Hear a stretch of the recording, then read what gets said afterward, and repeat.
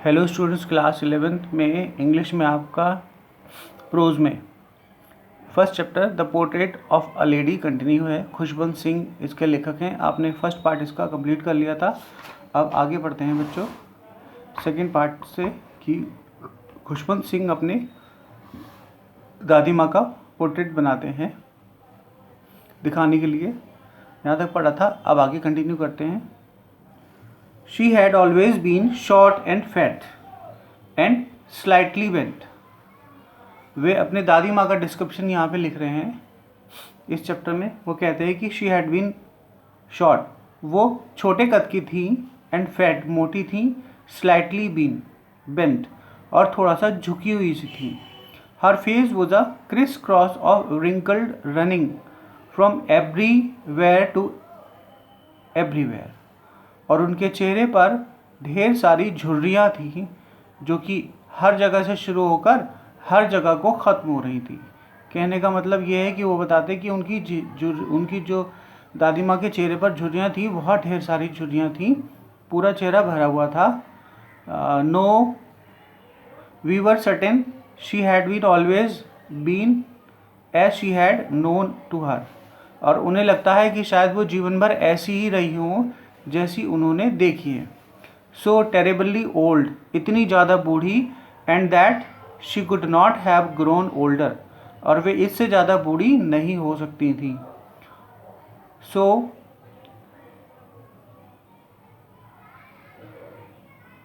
And she stayed at the same age for 20 years, और वे लगभग 20 वर्ष से इसी एज पर थी। 20 वर्ष से ऐसी ही लगती थी वो ये बताते हैं। She could never been pretty, वो शायद कभी सुंदर नहीं होंगी, but she was always beautiful, परंतु वे फिर भी बहुत सुंदर थी। बहुत सुंदर नहीं थी पर फिर भी वे बहुत सुंदर थी। प्रेटी और ब्यूटीफुल दोनों अलग अलग कहते हैं, बस सेम वर्ड होते हैं। वैसे तो सेम वर्ड होते हैं, दोनों के सेम मीन होते हैं। She hobbled about the house in the spotted white with one hand resting on the waist to balance her stoop and the other telling the beds of her Rosie. ऐसे बताते हैं she hovered about the house, वो घर में रहती थी।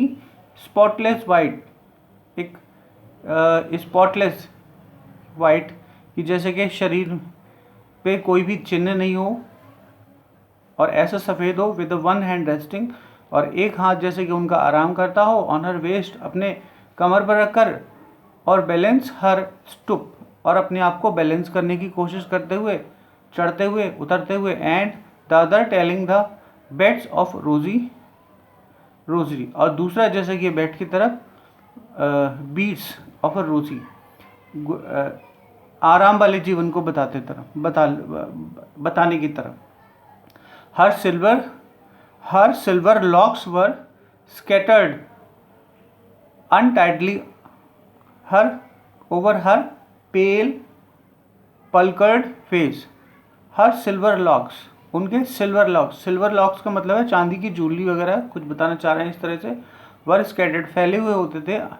Untidy over हर पेल, उनके पीले प्लकर्ड फेस, जैसे कि टूटे हुए से चेहरे पर। एंड हर लिप्स, और उनके होंठ। Constantly moved in inaudible prayer, और जैसे कि होंठ हमेशा वो कांपते रहते थे उनके, हमेशा कुछ न कुछ कहने की कोशिश करते रहते थे। क्या? इन ऑडिबल प्रेयर, एक ऐसी प्रार्थना जो सुनी ना जा सके, एक अंदर होठों के अंदर होने वाली प्रार्थना, वो उनके होठों से स्पष्ट होती दिखाई देती थी। वो ये कहना चाहते थे, यस शी वॉज ब्यूटीफुल, हाँ वे सचमुच बहुत सुंदर थी। हाँ वे सचमुच बहुत सुंदर थी। She was like the winter landscape in the mountain, वे तुलना करा रहे हैं यहाँ पे कंपैरेटिव डिग्री यूज हो रही बच्चों कि she was like the winter landscape in the mountain, वो इस तरह से थी जैसे कि माउंटेन में, पहाड़ों पर जो बर्फ़ पिघलती है और बर्फ़ गिरती है, तो वो गिर कर लैंडस्केप कहते हैं उसे, कि वहाँ पर बर्फ़ की ग्लेशियर का टूटकर नीचे गिरना, सड़कें भी बंद कर देते हैं। तो इस तरह से वो सुंदर बताती हैं।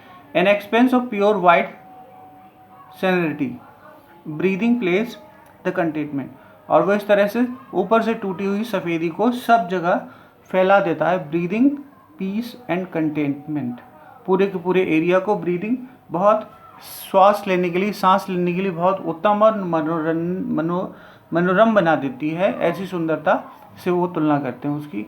ओके बच्चों, thank you so much for watching my video. यहाँ तक पढ़ लिया आपने। ओके बच्चों, नेक्स्ट टाइम पढ़ते हैं।